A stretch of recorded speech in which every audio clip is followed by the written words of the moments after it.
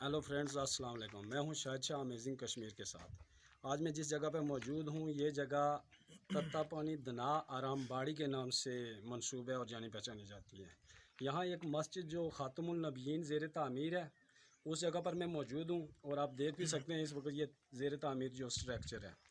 तो हमारे साथ मौजूद हैं जामा मस्जिद तत्तापानी के ख़तीब ग़ुलाम मुर्तज़ा साहब भी।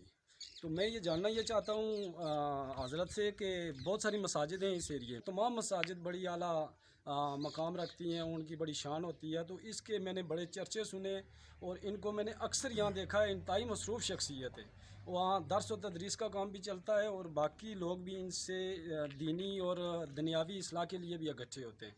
इनके पास तकरीबन टाइम बिल्कुल ना होने के बराबर होता है, लेकिन उसके बावजूद मैंने इन जनाब को यहाँ बहुत बार देखा है। और अब इन्हीं से जानते हैं कि इस मस्जिद की क्या अहमियत है इस इलाके में, और इसकी कमेटी के हवाले से भी ये आपको बताएंगे। बिस्मिल्लाहिर्रहमानिर्रहीम। बहुत शुक्रिया। देखें, मसाजिद जो हैं ये रुए ज़मीन पर याद इलाही के मराकज़ हैं और इनमें लोग आके दिल का सुकून और राहत महसूस करते हैं। बिल्कुल। तो मसाजिद तो जहाँ भी बनती हैं, बड़े खुश नसीब लोग होते हैं जो मसाजिद तामीर करते हैं, और ये किसी साहिब नसीब के हिस्सा में आता है कि वो अल्लाह का घर तामीर करे। तो यहाँ चूँकि जब हम इब्तिदा में आए तो हमने देखा कि ये चंद हमारे लोग मुसलमान हुए, तो इनके जो बच्चे हैं उनके पढ़ने के लिए, तालीम व तरबियत के लिए, इस्लाह के लिए इनके यहाँ कोई जगह ऐसी नहीं है। यहाँ जो कि दूसरा फितना साथ मौजूद है जिसे फितना कादियानियत कहा जाता है, तो वो बिलखुसूस उनके जो मुरब्बी हज़रात हैं वो इनके घरों में दाखिल होकर वो ये कोशिशें करते हैं बच्चों को जैसे टाफ़ी के ज़रिए से बुला के तो राह मुस्तकीम से हटाने की कोशिश करते थे। तो यहाँ जब हम हाज़िर हुए तो चंद ये हमारे हज़रात जिन्होंने इस्लाम कबूल किया कुछ अर्सा कबल, तो इनसे जब मुलाकात हुई तो एक घर में हमने कोशिश की, जैसे हमें पता चला कि यहाँ बच्चों के पढ़ने के लिए, तालीम और तरबियत के लिए कोई जगह नहीं है, तो हमने कोशिश की कि एक घर में बच्चों को बिठाएं और दर्स कुरान दे सकें। वो सिलसिला जारी व सारी रहा।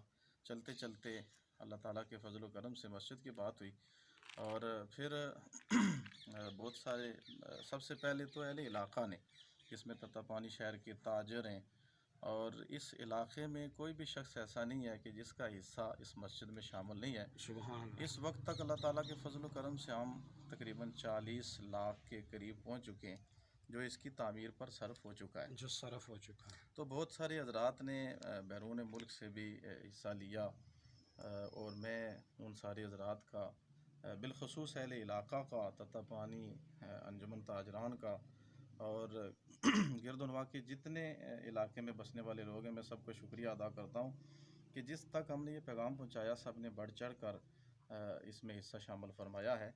तो ये मस्जिद जो है अभी चूँकि दूसरी मंजिल इसकी ज़ेर तामीर है, ये आपके सामने है। अभी हमने इसका लंटर डालना है और 40 लाख के करीब तक हम पहुँच चुके हैं जो एक रजिस्टर मौजूद है, और इस इलाके के ज़िम्मेदार लोगों का हमने चुनाव किया और वो कमेटी तरतीब दी गई है। तो सारा पैसा जो आता है वो उनके पास होता है।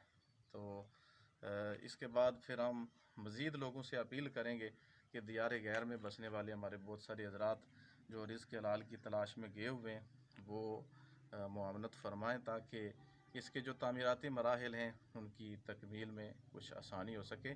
तो ये मस्जिद तामीर करने के बाद आस्ताना आलिया गुलार शरीफ कोटली के ज़ेर इंतज़ाम यहाँ तालीम का सिलसिला जो है वो जारी व सारी होगा। अच्छा, तो ये नाज़रीन आपको तो इसकी अहमियत का और इसकी ये जो शान बाकी तमाम मसाजिद से अलग थलग जो मैं बता रहा था, वो तो आपको उसकी वजह पता चल चुकी है कि यहाँ नो मुस्लिम कुछ हमारे भाई जो पिछले अरसे में मुसलमान हुए और उनके बच्चे जो जिनको ना मोनिटाइज़ किया जा रहा था, जिनको बहकाया जा रहा था, कभी टॉफ़ी कभी आइसक्रीम, और इस हवाले से तो वो इमाम साहब फरमा रहे हैं कि ये हमने नोटिस लिया कि कहीं बच्चे ना एक आग से निकल के ना फिर से उस आग में ना चले जाएं। तो हमने कोशिश की एक घर में ना वहाँ दर्स व तदरीस का मामला हमने जारी किया। फिर अल्लाह का फजल हुआ कि हम ये एक मस्जिद की तामीर की तरफ हमारा रुझान बना। تو اب یہ ہے کہ بہت سارے لوگ ان کی معاونت بھی فرما رہے ہیں باہر سے، اور امام صاحب نے فرمایا کہ ایک ذمہ دار معززین علاقہ کی ایک کمیٹی ہے، پورا چیک اینڈ بیلنس ہے، باہر سے لوگ معاونت کر رہے ہیں اور یہاں کے علاقہ کے رہنے والے لوگوں نے بھی بہت معاونت کی ہے۔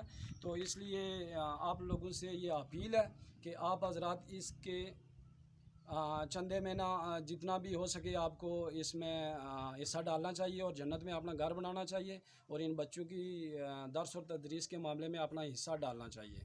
یہ آپ لوگوں کی کے لیے بہتر ہے، آپ کی آخرت کے لیے بہتر ہے، آپ کے والدین جو فوت شدگان ہیں ان کے ایصال ثواب کے لیے بھی بہت بہتر ہے۔